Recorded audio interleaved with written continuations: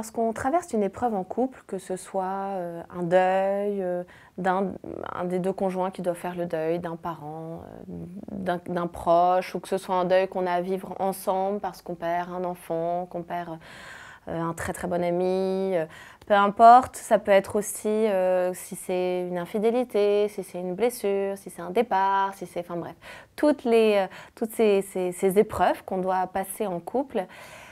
De temps en temps, on a la sensation qu'on n'a plus le droit à la légèreté. Comme on a quelque chose un peu de lourd, voire très, très, très pesant sur le couple, de temps en temps, on a la sensation que la légèreté ne peut plus être pour nous. Vous voyez, comme si, ça y est, je n'ai plus de naïveté sur le couple et donc aujourd'hui, il faut que je vive toujours avec cette espèce de lourdeur, de ce fardeau à porter et je n'ai plus tellement droit d'être léger, de me décharger de ces fardeaux-là.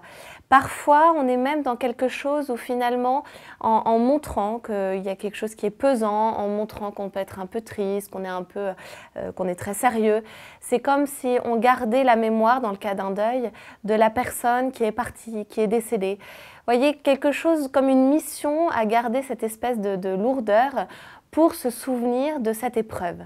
Or, moi je crois, et je pense que c'est très important, de s'octroyer aussi ces moments de légèreté où vous arrivez, malgré les épreuves, à passer des moments où on met ces épreuves de côté. Parce que je crois qu'on a besoin, déjà pour souder le couple, mais aussi pour nous-mêmes, seuls, individuellement, on a besoin de ces moments où on se dégage de tout, on se libère de tout. Ça ne dure pas forcément très longtemps, mais ça fait un bien-être considérable, non seulement physiquement pour le corps, mais psychologiquement, psychiquement. Et je crois que c'est indispensable pour pouvoir continuer à avancer dans la vie. On a les épreuves, on s'en souvient, de temps en temps on y retourne, voilà, c'est normal, ça fait partie de la vie. Mais en même temps, on a aussi le droit de ces moments de légèreté, de ces moments de bonheur. Et ça, je crois que ça ne fait pas, ça veut pas dire qu'on met sous le tapis nos problèmes. Au contraire, on est conscient de nos problèmes, mais on est aussi conscient qu'on a le droit malgré tout de continuer à profiter de la vie et de continuer à avancer.